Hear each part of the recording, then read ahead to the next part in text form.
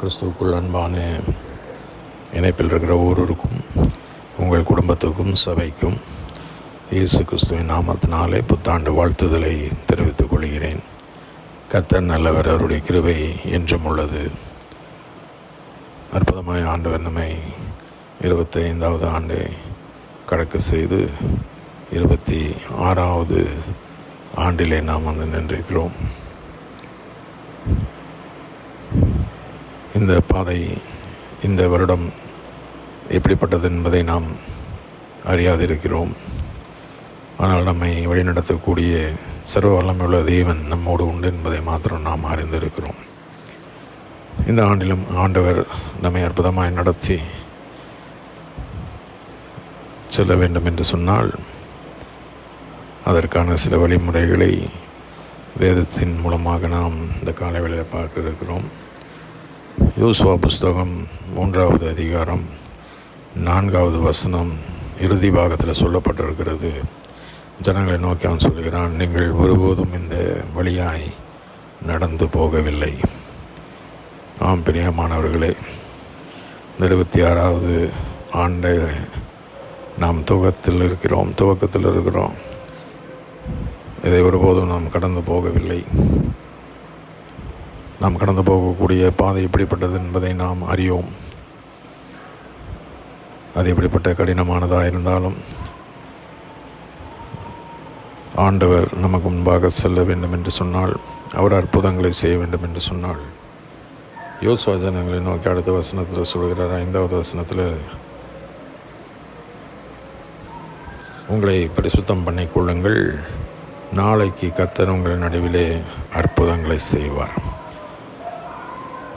நாம் இன்று நம்மை சீர்தூக்கி பார்த்து, கடந்த ஆண்டிலே நாம் செய்ய தவறிய காரியங்கள், ஆண்டவர் நம்மை அடுத்த அழைப்பில் நாம் எந்த அளவுக்கு ஆண்டவருடைய காரியங்களை நாம் செய்து முடித்திருக்கிறோம், செய்ய தவறி இருக்கிறோம் என்பதெல்லாம் நாம் சீர்தூக்கி பார்த்து நம்மை பரிசுத்தம் பண்ணி ஆண்டவருக்கு அர்ப்பணிக்கும் பொழுது ஆண்டவர் அற்புதங்களை செய்கிறவராயிருக்கிறார். இஸ்ரவேல் ஜனங்கள் அவர்கள் கானானுக்கு கடந்து செல்லும் பொழுது அவளுக்கு தடையாக இருந்த காரியங்கள், 1வது பாகம் 15வது வசனத்தில், யோர்தான் அது கரை புரண்டு போகக்கூடிய காலம். அப்பொழுது ஆசாரியர்கள் பெட்டி சுமந்து வருகிறவர்கள் விசுவாசத்தினாலே அதிலே அவர்கள் கால் வைத்தபோது அது குவியலாக நின்றது. கர்த்தர் அற்புதங்களை செய்து யோர்தானை பிளக்க செய்து நடுவே இஸ்ரவேலர்களை அற்புதமாய் அவர்களை நடத்தி சென்றார்.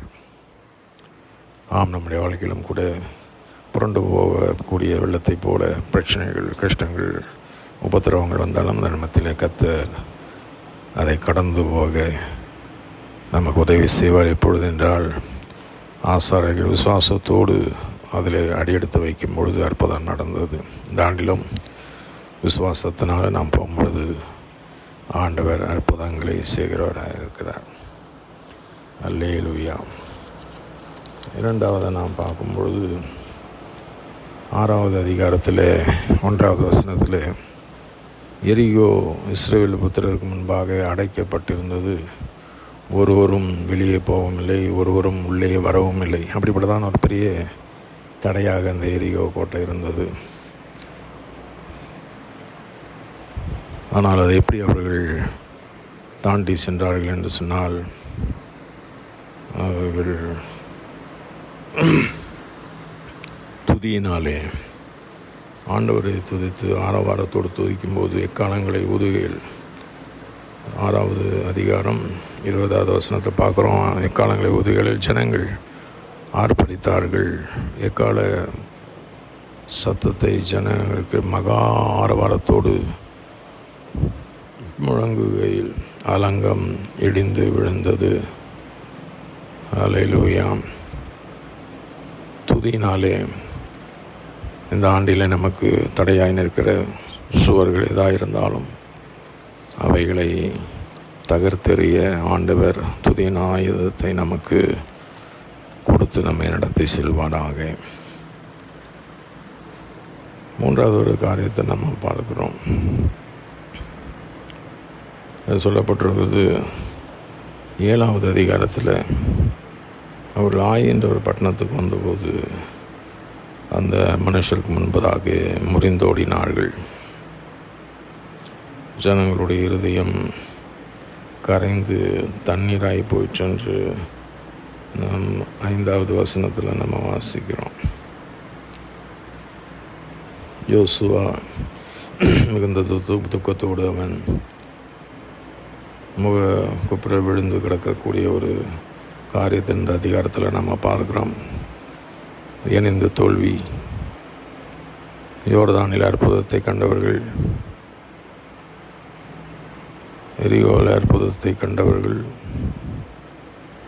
ஆயிலே தோல்வியடைவதற்கு காரணம் சாபத்தீடான காரியம் அவருடைய மத்தியில் இருந்தது என்பதை நம்ம 13வது வசனத்தில் நம்ம வாசிக்கிறோம்.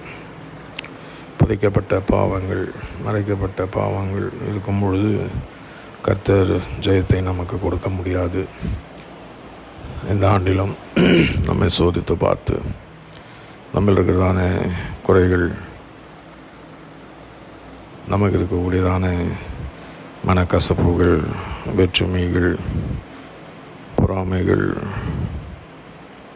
இப்படிப்பட்டதான வேண்டாத காரியங்களோடு நாம் கடந்து செல்வோம் என்று சொன்னால் ஒருவேளை ஜெயத்தை நாம் காண முடியாது, தோல்வியை காணக்கூடியவர்களாய் நாம் இருப்போம்.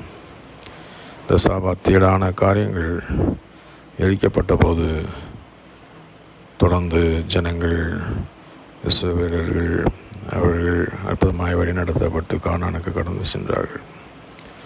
அருமையான தேவனுடைய பிள்ளைகள், இந்த ஆண்டிலும் விசுவாசத்தினாலும் துதியினாலும் நாமே பரிசுத்தம் பண்ணிக்கொள்வதனாலும் அர்ப்பணிப்பினாலும் நமக்கு இருக்கிறதான பாவ சுவாபங்கள் எல்லாம் எடுத்து விட்டால் கர்த்தர் இந்த ஆண்டிலே அற்புதங்களை செய்து நம்மை வழி நடத்துவாராக.